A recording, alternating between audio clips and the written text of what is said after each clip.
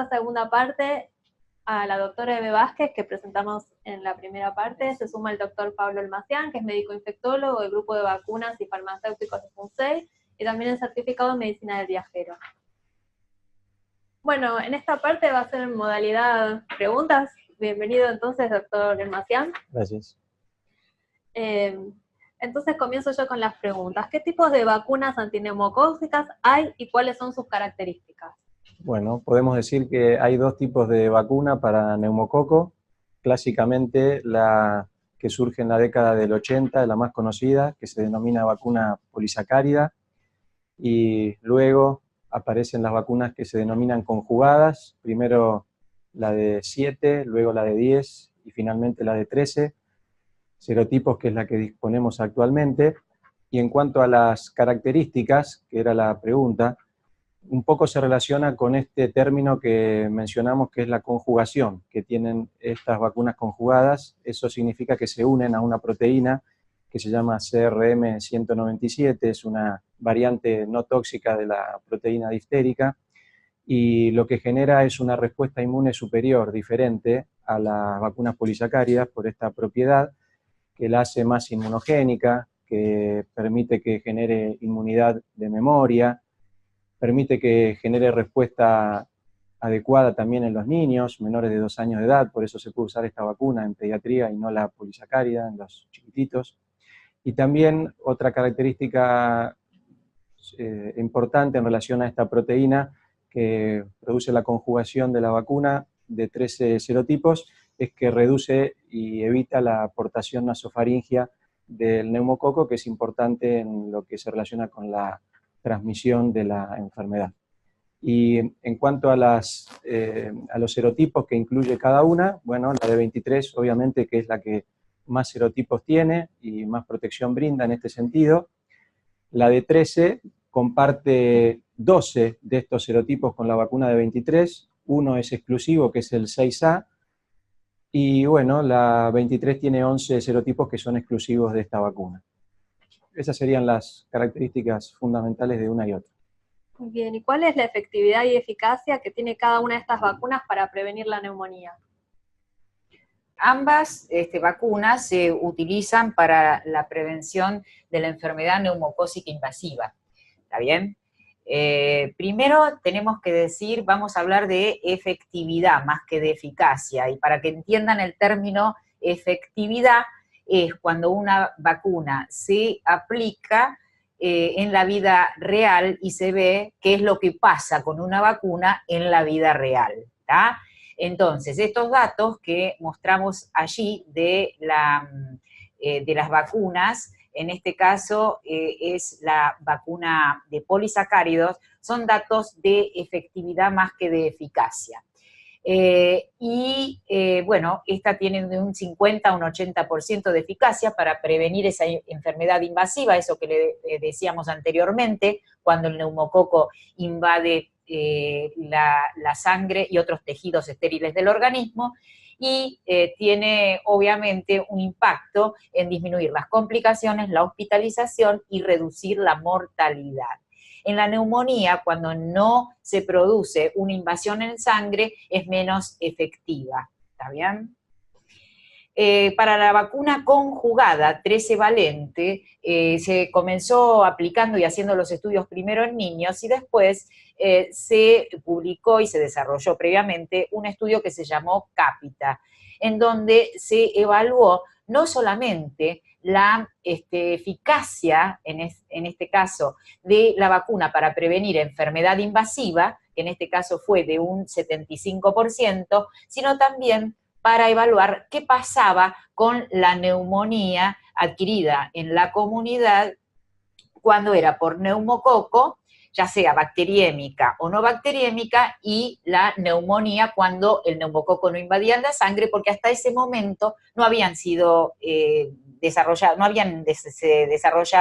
muchos estudios de eficacia para la vacuna 23 valente, y los datos son muy disímiles y tiene realmente menos eficacia para prevenir la neumonía. Acá en este caso la 13 valente sí lo obtuvo y tiene un 46% de eficacia para prevenir la neumonía neumocócica no bacteriémica. Y para la efectividad, bueno, allí vamos a hacer, para redondear la comparación, en donde la Neumo 23 o la PP23 tiene amplia cobertura de serotipos, la 13 muy buena respuesta de anticuerpos para serotipos vacunales, menos cobertura para, comparada con la 23, ahí ven las cifras, está de cobertura de serotipos el delta, es decir, la diferencia entre una vacuna es de un 25% aproximadamente a favor de la 23 valente, pero cuando vamos a la eficacia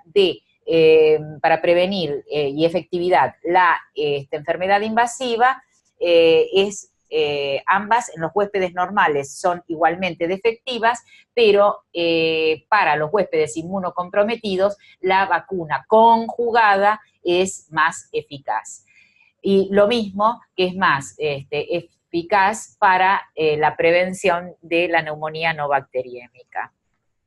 Redondeando, ambas son eficaces y efectivas, más que nada uno habla de efectividad para la prevención de la enfermedad neumocócica invasiva, pero cuando uno tiene que elegir si quiero cubrir también la neumonía que no se complica, en ese hay el estudio de eficacia de la 13 valente que nos indica que es superior.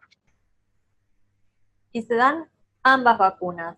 Entonces, ¿cómo es el esquema en personas de 18 a 64 años? ¿A mí me lo preguntás? Sí, a los dos. Porque tenemos dos grupos, ¿no? Los inmunocomprometidos y con otros factores de riesgo, y también los que tienen enfermedades crónicas que veremos a continuación. Bueno, entonces, en este caso, ¿querés que lo diga? Bueno, los pacientes inmunocomprometidos, sí, y los mismos que tienen el implante coclear y fístula de líquido cefalorraquídeo, obviamente se utilizan las dos vacunas. Acá claramente la vacuna conjugada demostró, sobre todo en los inmunocomprometidos, hay trabajos con pacientes HIV positivos en los cuales previene muy bien la neumonía y la enfermedad invasiva en estos pacientes y es casi superior en cuanto a esa efectividad y en algunos casos eficacia que la 23 valente. Se da primero una dosis de 13 valente, seguida por una de 23 valente, el tiempo mínimo, el intervalo mínimo son 8 semanas, y luego de la 13 valente, luego se da un primer refuerzo de la 23, de la Neumo 23 a los 5 años de la dosis anterior de 23, y se da un segundo refuerzo cuando el paciente cumplió los 65 años o más, si fue administrada antes de los 60. Y el esquema es distinto entonces en personas de 18 a 64 años, pero que tienen enfermedades crónicas. Exacto. En este caso, por distintas situaciones, como podemos leer ahí en la diapositiva, enfermedades crónicas cardiovasculares, pulmonares, hepáticas, diabetes o condiciones crónicas que no se asocian necesariamente con una enfermedad como el alcoholismo o el tabaquismo, toda esta categoría que no se relaciona con inmunosupresión, que era el grupo anterior, también tienen indicación de vacuna porque están en riesgo de desarrollar con mayor posibilidad la enfermedad neumocócica, pero reciben la primera dosis de vacuna conjugada, neumococo 13 valente, luego la de 23, en este caso la primera diferencia es que el intervalo entre una dosis y la otra se extiende a 12 meses, y el refuerzo que se aplica aquí está relacionado con la edad, después de los 65 años. Aquí se elimina el refuerzo que veíamos en la diapositiva anterior a los 5 años, como se da en los inmunosuprimidos de la 23 valente. Esa sería la diferencia, las dos diferencias en cuanto al intervalo entre la primera y la segunda vacuna y la revacunación que se hace por edad a los 65 años. ¿Y qué pasa si en la primera dosis le dieron la 23 valente? Es indistinto. A ver, está demostrado, los estudios que se han hecho demostraron que siempre la mejor respuesta inmunológica se da cuando se empieza con la vacuna 13 valente y luego se aplica la vacuna 23 valente. Pero si alguien ya recibió previamente, por algún motivo, la vacuna 23 valente, se tiene que aplicar la vacuna de 13, que es la que no había recibido. La respuesta inmunológica no va a ser la misma, pero va a ser mejor que no tener nada. Bueno, y sería importante entonces destacar por qué es importante vacunar a las personas que tienen enfermedades crónicas. Bueno, este es un estudio muy interesante que nos mostró o que nos enseñó algo que no teníamos tan presente.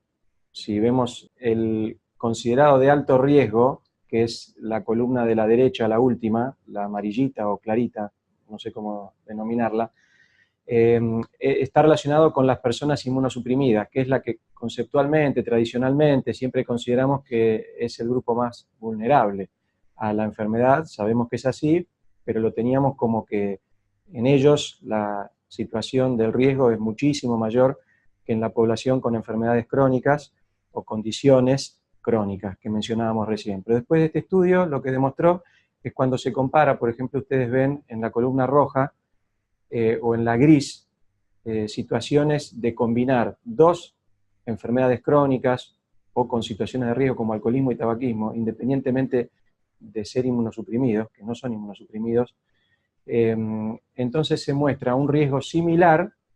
En la columna roja lo vemos con la amarilla prácticamente en todas las edades cuando se los compara con los inmunosuprimidos, o aún mayor cuando se combinan tres condiciones crónicas que no son inmunosupresión con los inmunosuprimidos. Entonces esto nos dice que el diabético, cuando se suma con enfermedad coronaria o cardíaca crónica, suma el tabaquismo o suma el alcoholismo, una enfermedad digamos, crónica hepática, entonces se suman dos o tres situaciones, es igual a la categoría de riesgo que tiene el inmunosuprimido o aún mayor si suma tres condiciones. Bueno, en este sentido, lo que hablaba antes la doctora Eve Vázquez, de la importancia en las farmacias que los farmacéuticos detecten estos grupos de riesgo y los puedan informar, también por sabiendo esto, ¿no? La importancia de que se vacunen y que reciban el esquema completo los adultos con enfermedades crónicas. Y entonces pasamos también a los adultos mayores de 65 años para ver cuál es el esquema en ese caso. Y el esquema es también secuencial. Es un esquema que está vigente en la Argentina desde el año pasado. Bueno, los pacientes mayores de 65 años deben recibir la vacuna conjugada 13 valente, si no la han recibido previamente, y luego de 12 meses, en realidad el tiempo mínimo entre una vacuna y otra son 8 semanas, nada más que, bueno, está implementado así, 12 meses, porque por ahí no hay tanto fenómeno de tolerancia y tanto efecto del dolor en el sitio de aplicación, y luego entonces la 23 valente al año. Y si ha recibido previamente la 23 valente, va a recibir luego de un año también la 13 valente. Obviamente que si recibieron antes la 23 valente, siempre entre dos 23 valentes tiene que haber 5 años, y siempre entre la 23 valente y la 13 valente tiene que haber 12 meses. No sé si está claro. Creo que sí, ya después nos dirán los participantes en el chat. Algo que suele crear confusión es esto que antes se debía aplicar cada 5 años, preguntan esto, ahora tenemos que recordar este esquema. Bueno, yo creo de que hay que recordar este esquema antes que los infectólogos sigamos siendo creativos y le cambiemos de nuevo el esquema. No, en serio, es así. Pero por ahora, este es el esquema, y se han sacado los refuerzos, hasta nuevo aviso. Pero lo que es importante es que se vacunen, realmente. Bueno, y hablando de esta población de mayores de 65 años que suelen recibir la vacuna antigripal todos los años en las farmacias, es una oportunidad muy importante que también les recomienden o le apliquen también las vacunas antineumocócicas. Obviamente, las vacunas contra la neumonía se pueden aplicar en cualquier época del año. Ya vemos que el antigripal, como nosotros ya nos estamos convirtiendo en un país subtropical, evidentemente empieza a circular el virus de la gripe como en los países en donde hay lluvias y ese tiempo durante todo el año. Entonces, nosotros el año pasado ya también contra la gripe tuvimos circulación en enero, acá en la Argentina. Así que, pero el neumococo uno lo vacuna en cualquier época del año. Obviamente, la gripe facilita la entrada del neumococo al organismo, pero es importante que recordemos que durante la campaña antigripal anual nos acordemos de preguntarle a los pacientes en las farmacias si se han aplicado o no la vacuna contra el neumococo, las vacunas contra el neumococo, o como decíamos con el doctor Stambulian, cuando van a comprar medicamentos para enfermedades crónicas, la primera es la cardíaca, en la Argentina también, la primer comorbilidad son las enfermedades cardíacas, lo demostró también el doctor Lopardo en Latinoamérica, igual que en el resto del mundo. Entonces ahí ofrecerle este tipo de vacunas y obviamente en las consultas por inmunocompromiso o algún grupo de riesgo. Además, la vacuna antigripal y la antineumocócica se pueden aplicar simultáneamente. Sí, sin ningún inconveniente. La aplicación simultánea de vacunas, 2, 3 o 4, no debe generar ningún temor a la población. A veces nos consultan, hay un problema que me aplique vacunas juntas, me va a generar mayor reacción, y la respuesta es que no hay ningún inconveniente, es totalmente seguro y siempre hay que pensar en las posibilidades y aprovechar las posibilidades de vacunación. Si no, se pierde esa oportunidad y la persona muy probablemente no vuelva o no tenga otra recomendación de vacuna. Obviamente en distintos sitios de aplicación, obviamente en distintas jeringas, parece de perogrullo se dice, sí. Pero realmente a veces hasta pasa que han puesto dos vacunas en la misma jeringuita. Sí, nos preguntan si se pueden juntar las dos para claro, no, tal la cual. respuesta es que no. Entonces, viste, nunca falta algún creatividad. creativo, porque los argentinos somos creativos. Exacto. Sí, y hay muchos pacientes que tienen miedo de que las vacunas les den los síntomas de la enfermedad, les provoquen la enfermedad. ¿Qué les podemos decir para los farmacéuticos que se tienen que enfrentar con esos pacientes? ¿Qué les tienen que contestar? Esa duda está muy instalada por algún motivo con la vacuna antigripal. En el consultorio es muy frecuente escuchar de parte de los pacientes testimonios tales como, se me ocurre en este momento, no me la apliqué más la vacuna, a pesar de, por ejemplo, ser alguien mayor de 65 años de edad y tener indicación formal de vacuna, porque cuando me la apliqué me engripé. Eso es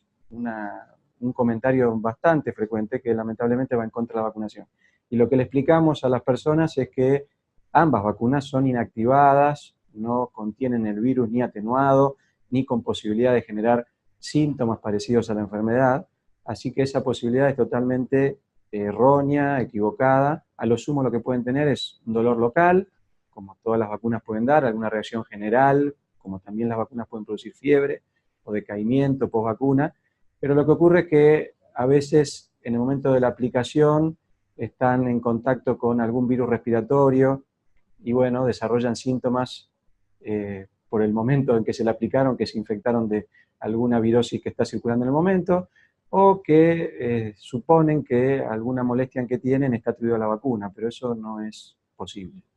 Otras veces también, obvio que vienen también tarde y ya ha empezado a circular el virus de la gripe, y también hay que recalcarles que la cosa no es automática, esto no es un ibupirac, la propaganda, ibuprofeno o paracetamol, que baja la fiebre y se acabaron los síntomas. Esto lleva un proceso para que el organismo genere anticuerpos, se defienda, y por ahí son 10 días a 14 días en donde no está defendido. Entonces, si está circulando el virus de la gripe, ojo que también puede adquirir gripe. Y la otra es que los grupos inmunocomprometidos muchas veces, incluso a veces a mayor edad o a mayor grado de inmunocompromiso, acuérdense de que, como hoy decíamos, el doctor Stambulian decía, y eso es con la vacuna antigripal, previene más las complicaciones de la gripe, que uno no se interne por gripe, que no tenga una neumonía por gripe, más que la gripe en sí. Entonces, todas esas cosas uno a veces también se las tiene que aclarar a los pacientes, porque si no va en detrimento de la vacunación. Claro, y los farmacéuticos que siempre tienen todas las consultas y dudas de los clientes, seguro que les queremos decir que en nuestro sitio web tienen también flyers para descargar, que los pueden tener en sus farmacias, los pueden imprimir y distribuir entre sus clientes, para poder crear conciencia sobre estos temas y para poderle dar también a los clientes que tengan dudas, porque siempre es importante tener a mano información científica. Uh-huh. La importancia entonces también de la comunicación en las farmacias. Sí, seguro. ¿Cómo es Lamentablemente, a pesar de la disponibilidad del recurso, hay muchas personas que no reciben la información de que forman parte de grupos de riesgo, de que tienen posibilidades de que la enfermedad les genere riesgo de vida, no han consultado al médico o el médico no se los ha dicho, y entonces de vuelta a repetir este concepto. La farmacia es un lugar, un ámbito ideal para suplir ese déficit que hay en la comunicación inadecuada a las personas para que entiendan que deben vacunarse. Y además, en relación a las vacunas, que el antigripal tenemos una cobertura mejor, y en cambio las antineumocócicas nos alcanza la meta esperada, ¿no es cierto? Podemos hacer todavía más. Sí, con antigripal podemos estar un poquito más cómodos, porque bueno, ya desde hace algunas décadas se vienen teniendo buenas coberturas, a veces un poquito más, otras veces un poquito menos, este año por ahí un poco menos que el año pasado, pero rondan, en general son 80%, 90%, y dependiendo también el grupo. Para las vacunas antineumocócicas tenemos ese problema, no sabemos bien, porque es una problemática mundial también. En los estudios que ha hecho el gobierno, el Ministerio de Salud, previamente, en años previos, y ahora está la última encuesta, sigue habiendo, ha subido un poquitito con respecto a la encuesta del 2013 de factores de riesgo, y en donde se habían incluido ver las coberturas de vacunación, sigue siendo apenas se llega a un 25% para el neumococo. Es decir, que hay que seguir insistiendo. Y entonces acá los farmacéuticos serían unos aliados estratégicos para crear conciencia acerca de esta vacunación, y también de lo que ustedes estuvieron hablando hoy, que es del esquema secuenciado, es decir, de la necesidad de estas dos vacunas. Entonces, si nos pueden así resumir, ¿por qué son necesarias dos vacunas antineumocócicas? Por las virtudes y beneficios que cada una brinda. Cada una tiene sus fortalezas, y entonces sumando las dos es que se logra la mejor opción para proteger a las personas. Hemos mencionado la de 23, que cubre más serotipos, la 13 no cubre tantos, pero es más inmunogénica, genera una protección mayor también en inmunocomprometidos, reduce la aportación nasal, genera memoria inmunológica. Entonces, tomando las virtudes de cada una, es que se logra la mejor opción para la protección de las personas. Es por eso que se juntan las dos. Bueno, se suman las dos. Entonces ahora vamos a pasar a los 10 minutos de preguntas vía chat. Ya nos están llegando preguntas. Si se aplica 2 veces la 13 valente con diferencia de 1 año, ¿esto le trae algún problema al paciente? No, a ver, no es un esquema que esté indicado, pero no va a tener un inconveniente de salud, si es el temor a que le va a generar algún problema médico en su organismo, no hay problema. O sea, no hay que hacerlo porque no hay indicación, pero no es que va a tener un daño en su organismo. La vacuna antigripal y antineumocócica, ¿están contraindicadas en pacientes con problemas oncológicos?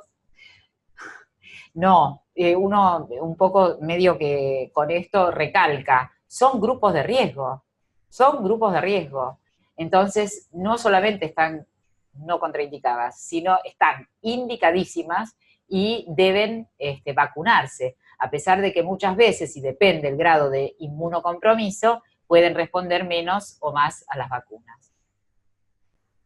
En la neumonía, ¿por qué se produce sudoración y casi siempre por la noche? Es una infección la neumonía, claro. Como tal, genera síntomas generales o constitucionales. Dentro de ellos incluye el decaimiento, el cansancio, la fiebre, la sudoración, es la respuesta del organismo al proceso infeccioso que uno está cursando. No tengo en claro. De todas maneras, si baja, no, lo de la noche yo, ¿sabés por qué creo? No, porque la sudoración, porque vos a la noche cuando te vas a acostar te tomás el antitérmico, y el antitérmico te baja la temperatura, tenías 38, 39 grados, empezás a transpirar a la noche. Yo creo que es por eso, porque no le encuentro una base muy científica, digamos, porque es la sudoración una explicación, porque a la noche. Nos preguntan si nos podrían repetir los pacientes sin vaso, ¿qué vacunas deben recibir? Bueno, no estuvimos hablando en general de los pacientes esplenectomizados, que así se los denomina, pero una de las vacunas que deben recibir, ellos entrarían en la categoría de inmunosuprimidos para la vacuna de neumococo. Entonces, hablando de esta vacuna, deben recibir primero la de 13 serotipos, después la de 23 a las 8 semanas, porque son inmunosuprimidos. Después tienen que tener un segundo refuerzo a los 5 años de la vacuna de 23 serotipos, porque están inmunosuprimidos. Y cuando cumplen los 65 años, le toca la dosis de 23 serotipos por la edad. Ese es el esquema para la de neumococo. Si quieren alguna recomendación adicional, bueno, ellos también necesitarían tener protección para el meningococo, porque al no tener vaso no tienen el filtro que este órgano nos produce y nos defiende contra esta bacteria. La vacuna contra Haemophilus influenza también, y esas serían las 3 específicas por la ausencia del vaso. Después tienen que recibir las vacunas generales. Sí, tiene que recibir las 2 vacunas para el meningo, como están en algunas recomendaciones que hemos hecho, tanto tienen que recibir la cuadrivalente conjugada como la otra vacuna recombinante, recombinante para el meningococo B. Sí. Y las dosis, lo que pueden variar con respecto a los huéspedes normales, digamos, varían las dosis. Y después recordar que no por ser esplenectomizado, no tienen que vacunarse con doble adultos cada 10 años, y tienen que vacunarse contra la hepatitis B, que es obligatoria y es gratuita para todos, todo el mundo, desde el año 2014. Nos preguntan, ¿el que tuvo alguna vez neumonía debe vacunarse de todos modos? Bueno, justamente es lo que decíamos hoy. No es, si uno va a la bibliografía y lee, uno no lo encuentra a el factor de riesgo, el que tuvo una neumonía.